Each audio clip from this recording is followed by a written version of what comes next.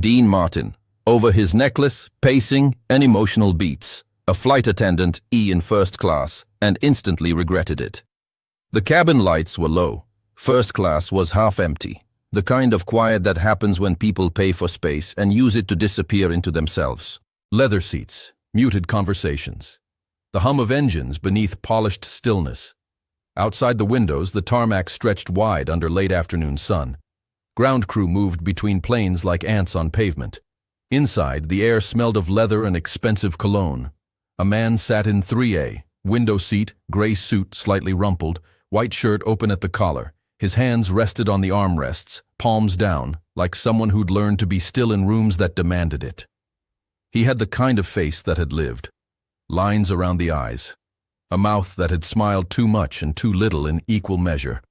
And around his neck, a thin gold chain. Not flashy. Not new. The kind of thing that catches light only when someone moves wrong.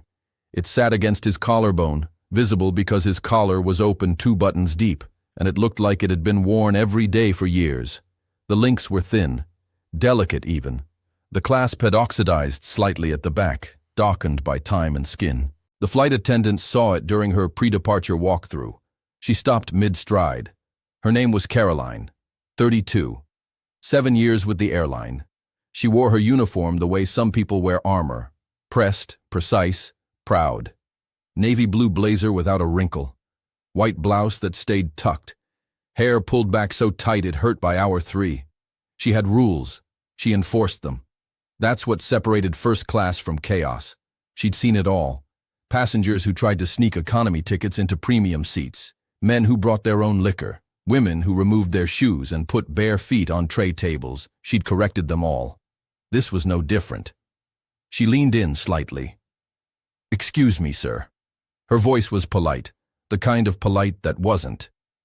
The man looked up from the newspaper folded in his lap. "Yes? I'm going to have to ask you to tuck that in." Silence. He blinked once, slowly, like he was translating her words from another language. "I'm sorry?" Caroline gestured toward his chest with one manicured finger. "The necklace. It's not appropriate for first class. We maintain certain standards here." His eyes followed her gesture down to his own chest, then back up to her face. "It's a necklace. I understand that, sir. But if you could just tuck it under your shirt, that would be perfect. Company policy." It wasn't company policy, but it sounded like it could be. The man across the aisle, 3C, business type, reading a Wall Street journal, glanced over. An older woman 2 rows up turned her head slightly, pretending not to listen while listening completely. The man in 3A didn't move. "It stays where it is." Caroline's smile tightened at the corners. She'd dealt with this before. Men who thought rules didn't apply to them. Men who paid for first class and assumed that meant they could do whatever they wanted. "Sir, first-class passengers expect a certain environment. I'm sure you understand that." "I don't." His voice was calm. Not aggressive, not defensive, just flat. Caroline felt her jaw tighten. She kept her smile in place. "Then let me be clear." Her voice dropped half a tone, still polite, still sharp. "That necklace looks like something you'd wear to a card game, not a transatlantic flight. I'm asking you, for the comfort of other passengers, to remove it or cover it." The cabin went quieter. Even the man with the Wall Street Journal had stopped pretending to read. The woman 2 rows up had turned completely now, no longer pretending at all. The man in 3A stared at Caroline for 3 full seconds. His face didn't change, didn't harden, didn't soften. He just looked at her. Then he reached up, slowly, and tucked the chain inside his shirt. The gold disappeared beneath white cotton. His collar settled back into place. Caroline nodded, satisfied. "Thank you, sir. I appreciate your cooperation." She walked away, heels clicking against the cabin floor. Behind her, the man sat perfectly still. His hand went to his chest, pressing against the fabric where the chain now sat hidden. He held it there for a moment. Then he looked back out the window. The ground crew was gone now.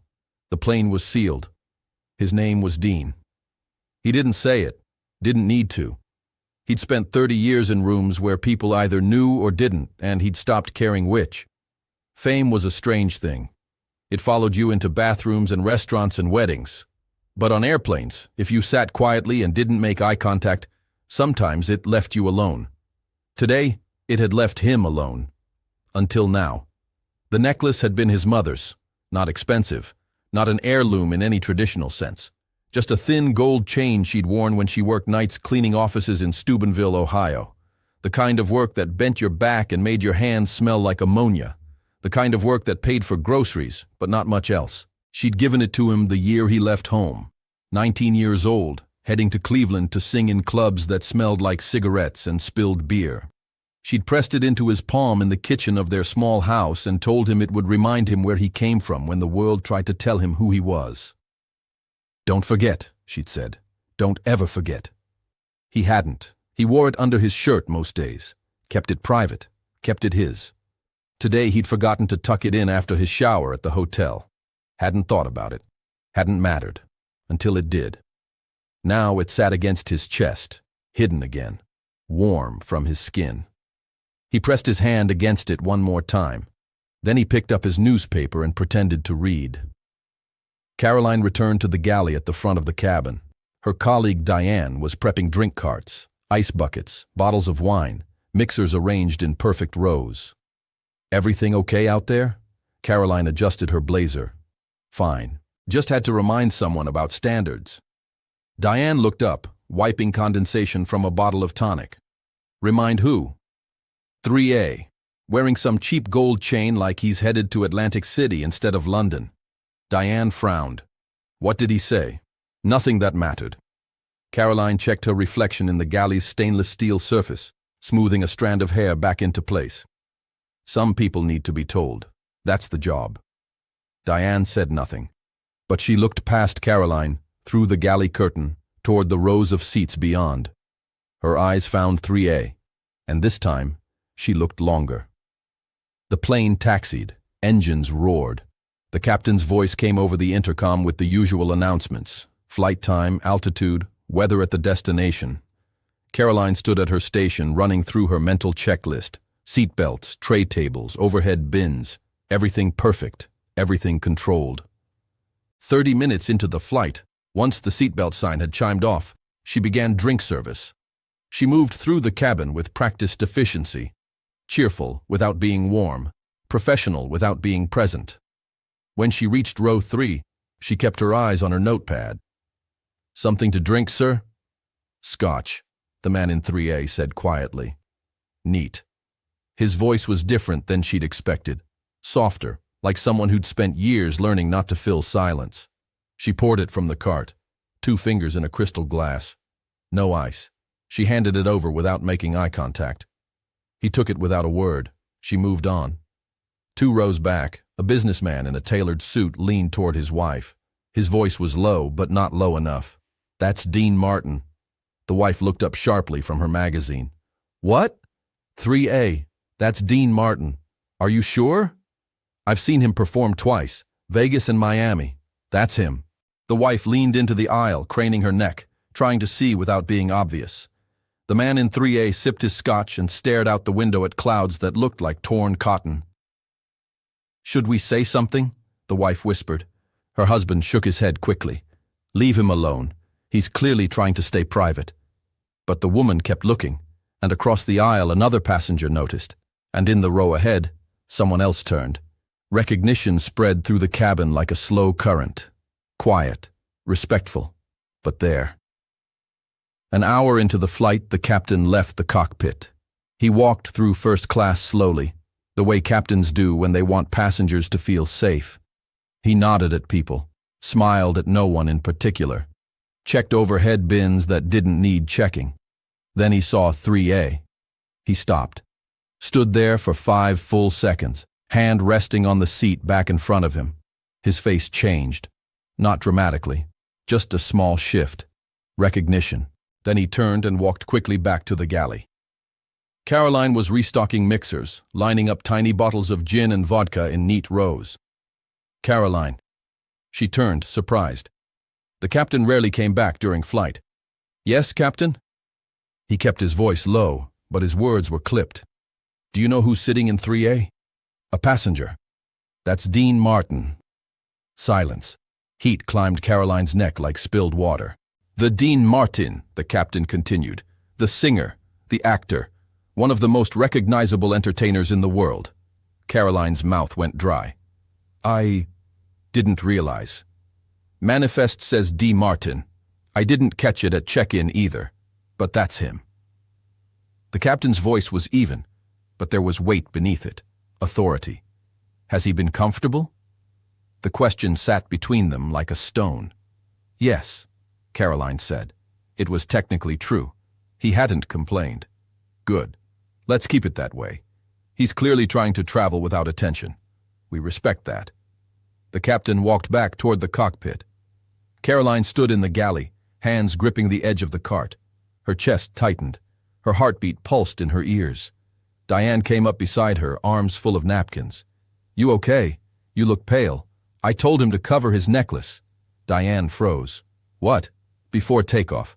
I told him his necklace looked inappropriate. I made him tuck it in. Jesus, Caroline. I didn't know who he was. That's not the problem. Diane set the napkins down carefully, her voice quiet but sharp. The problem is you thought it mattered. The problem is you judged him. Caroline opened her mouth, closed it. Because Diane was right. She had judged him. Not because of who he was, because of who she'd decided he wasn't. Caroline didn't go back to 3A. She couldn't. She sent Diane instead. Diane approached with a fresh scotch on a small tray. She hadn't been asked to bring it, but she brought it anyway. Mr. Martin. He looked up from his newspaper. Compliments of the captain. He nodded once, slowly. Thank you. He took the glass, set it on his tray table beside the first, which was still half full. Diane hesitated. Is there anything else we can get you? Anything at all? No. She started to leave, then stopped, turned back. For what it's worth. Her voice was softer now. I think your necklace is beautiful. He looked at her for a long moment. His face didn't change, but something behind his eyes did. Then, without a word, he reached up and pulled the chain back out from under his shirt. Slowly, deliberately. It sat against his white collar once more, gold against cotton, catching the cabin light exactly where it had been before. Diane smiled. He didn't, but his eyes softened. Thank you, he said. Diane walked back to the galley. Caroline watched from behind the curtain. She watched him sit there, necklace visible again, unbothered, drinking scotch and reading a newspaper like none of it had happened. She watched passengers glance at him as they passed on their way to the lavatory. Some smiled, some whispered to their companions. No one approached, no one asked for autographs or photos. They just looked, and he let them. She watched the businessman in 5C lean over to his wife and say something that made her laugh quietly. She watched Diane return to the galley with 2 empty glasses and a look that said, "You're on your own with this one." And she felt it then. Not anger, not embarrassment, shame. The kind that starts deep in your stomach and climbs up through your ribs and wraps around your throat. Her hands gripped the galley counter, her pulse hammered in her wrists, because she hadn't been enforcing standards. She'd been enforcing her own assumptions about what belonged and what didn't. And the worst part, the part that made her throat tighten and her eyes burn, was that it hadn't mattered who he was. Dean Martin, a stranger. It hadn't mattered. What mattered was that she'd looked at another human being and decided he wasn't good enough for the space he occupied. She'd looked at something he wore, something personal, something meaningful, and called it inappropriate, called it cheap. She'd humiliated him, not because he'd done anything wrong, but because she'd decided he didn't fit. 2 hours before landing, Caroline forced herself to walk down the aisle. She moved slowly. Her legs felt heavy. She stopped at 3A. She didn't bring anything, didn't have a reason to be there. She just stood. The man looked up from his newspaper. Yes? Her mouth opened, closed, opened again. I owe you an apology. He waited. She could feel other passengers watching now, pretending not to, listening anyway. I was out of line earlier, about your necklace. It wasn't my place to say anything. He studied her face, not cruelly, not with satisfaction, just carefully. You thought I didn't belong. he said quietly. It wasn't a question. Caroline's throat tightened. I thought I knew what first class was supposed to look like. And I didn't fit. No. She forced herself to hold his gaze. Silence stretched between them. Then he spoke, voice low and even. My mother gave me this chain 40 years ago. He touched it with one finger. She worked nights cleaning office buildings in Ohio. Told me to wear it when I forgot who I was. He paused. I don't forget often, but when I do, I feel it against my chest, and I remember. Caroline's eyes burned. It's not about money, he continued. It's not about status or class. It's about the woman who worked herself to nothing so I wouldn't have to. So I could stand on stages and sing and make something of myself. He looked back out the window. That's what you told me to hide. Caroline couldn't speak. Her throat had closed completely. He didn't ask her to respond. He just picked up his newspaper again. After a moment, she walked away. The plane landed in silence. First class emptied slowly. People gathered their coats and bags, stretched stiff legs, filed toward the exit in a quiet line. Dean Martin stayed seated until the aisle cleared. Then he stood, reached up to the overhead bin, and pulled down a single leather bag. No assistant, no entourage, just him. He walked toward the door. Caroline stood at the exit with Diane, saying goodbye to passengers with smiles that felt rehearsed. When he reached her, he stopped. She looked at him. He didn't say anything. He just nodded once. Not forgiveness, not anger, just acknowledgement. Then he walked off the plane and into the jet bridge, disappearing into the crowd. Diane found Caroline in the galley 20 minutes later. The plane was empty now. Cleaners moved through the rows, collecting newspapers and plastic cups. Caroline stood at the counter, staring at nothing. You okay? Caroline shook her head. I humiliated him. You didn't know who he... That's the problem. Her voice cracked. I didn't need to know. I should have just let him be. I should have minded my own business. Diane didn't argue, because she was right. 3 days later, Caroline received a written warning. Not from the captain, not from the airline, from herself. She wrote it on a napkin during a layover in Chicago, sitting alone in an airport restaurant at 2 a.m. She folded it carefully and tucked it into her uniform pocket. It said, "Respect should never require recognition." She carried it for the rest of her career. And every time she saw a passenger wearing something that didn't fit her idea of first class, a faded jacket with patches on the elbows, a homemade bracelet from a child, a necklace that had seen better days, she remembered the man in 3A, the one who didn't raise his voice, the one who didn't demand to speak to a manager, the one who didn't need to prove anything, the one who knew exactly who he was, and the one she'd tried to make smaller because she didn't. Years later, someone asked Caroline if she'd ever met anyone famous. She said yes. They asked who. She paused. Then she said it didn't matter. They pressed, insisted it was a good story. She shook her head. What mattered, she told them, wasn't who he was. What mattered was what she'd learned. That power isn't loud. That dignity doesn't announce itself. That respect isn't something you give only to people who've earned it through fame or status or recognition. It's something you give because every person deserves it. And sometimes, the most important person in the room is the one you almost overlooked. The one wearing his mother's necklace. The one who never said his name. The one who reminded her without meaning to that kindness costs nothing. And judgment, even small, polite, professional judgment, costs everything. End word. Count. 3647. Want to be notified when Claude responds? Claude is AI and can make mistakes. Please double-check responses.